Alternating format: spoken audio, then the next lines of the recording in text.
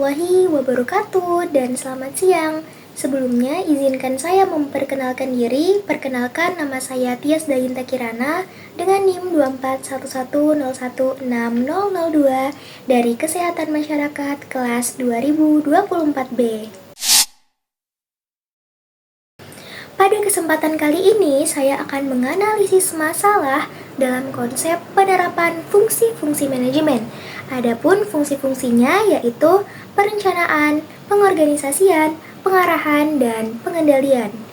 Ada salah satu kasus di suatu rumah sakit umum daerah. Nama rumah sakitnya adalah RSUD Selebe Solu yang berada di Kota Sorong, Papua Barat. Masalah yang saya maksud adalah aksi mogok kerja. Dikutip dari website sorongmes.com, dikatakan puluhan tenaga medis yang berasal dari dokter spesialis, dokter umum, dan perawat melakukan aksi demo damai, tepatnya pada tanggal 7 Agustus tahun 2023. Aksi demo itu terjadi akibat keterlambatan pembayaran insentif selama 5 bulan, terhitung dari bulan Maret tahun 2023. Sebagai bagian dari protes, para tenaga kesehatan ini memasang spanduk yang menyatakan bahwa jika insentif tidak dibayarkan, maka mereka akan menghentikan pelayanan rawat jalan mulai tanggal 14 Agustus tahun 2023. Karena hal itulah sempat memicu ketegangan, termasuk insiden pasien yang marah karena pelayanan di dalam rumah sakit tersebut terganggu.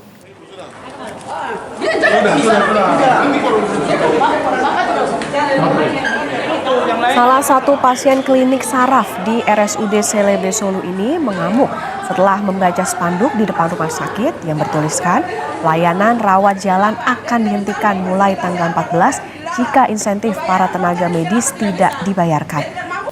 Atas kejadian tersebut, Wali Kota Sorong mencabut jabatan Direktur RSUD Selebe Solu yang sebelumnya dijabat oleh Ibu Dr. Mafkren Kambuaya diganti oleh Ibu Dr. Susi Petronele Jitmau yang dilaksanakan di Gedung Lambert Jitmau pada tanggal 17 Juni 2023. Kinerja Direktur Rumah Sakit Daerah Kota Sorong yang tidak mampu membiayai sendiri operasional rumah sakit dan ketidakmampuan membayar insentif nakes yang menyebabkan munculnya aksi demo disikapi dengan harus mengganti dengan pejabat baru. Kemudian, pada tanggal 27 Juni 2023, dilakukan acara serah terima jabatan Direktur RSUD Selebe Solu, sehingga dalam hal ini, kepemimpinan di RSUD Selebe Solu resmi diganti. Acara serah terima jabatan Direktur Rumah Sakit Umum Daerah atau RSUD Selebe Solu Kota Sorong dari Dr. Mafkren Kambuaya kepada Dr. Gigi Susi Petronela Jitmau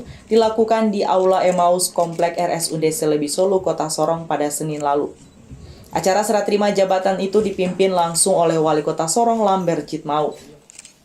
Berdasarkan kasus yang telah saya paparkan tadi, bisa kita analisis bahwa hal tersebut merupakan salah satu bentuk kegagalan rumah sakit dalam menerapkan fungsi-fungsi manajemen.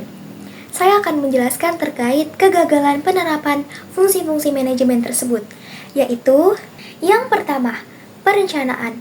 Manajemen RSUD Selebe Solu tidak menyusun rencana anggaran dengan matang yang berkaitan dengan memastikan ketersediaan dana pembayaran insentif tepat waktu, sehingga dampaknya ketiadaan dana yang tersedia ini menyebabkan penundaan dalam pembayaran insentif kepada tenaga kerja di dalam rumah sakit tersebut. Yang kedua, pengorganisasian. Tidak adanya tim atau sistem khusus yang fokus pada manajemen anggaran untuk pembayaran insentif. Dalam hal ini, terdapat kurangnya koordinasi antara manajemen RSUD dengan pihak terkait, seperti Dinas Kesehatan dan Badan Pengelolaan Keuangan Daerah, dalam memastikan kelancaran proses pencairan dana insentif tersebut.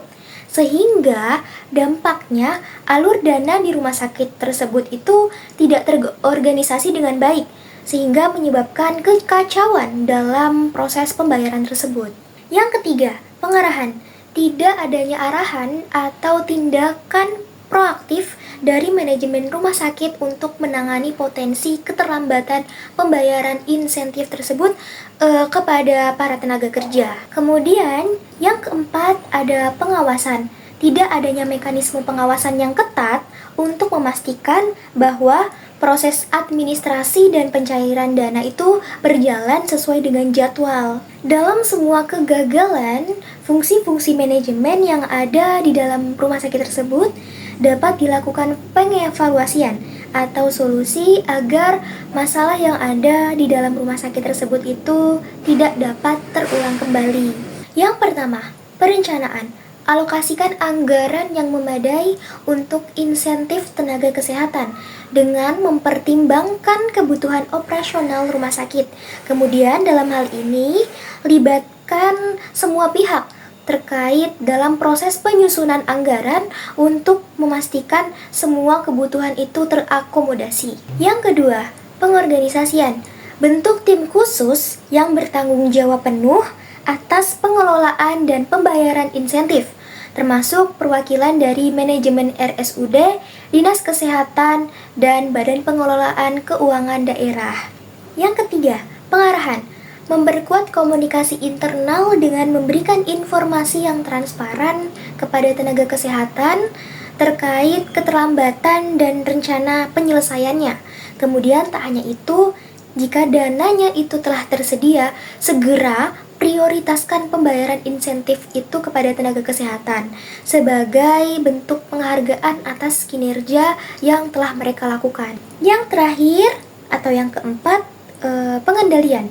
Menerapkan sistem pengawasan keuangan yang terintegritas untuk memastikan anggaran berjalan dengan jadwal yang telah ditentukan.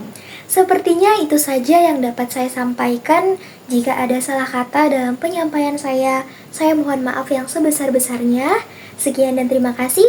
Saya pamit undur diri. Wassalamualaikum warahmatullahi wabarakatuh dan selamat siang.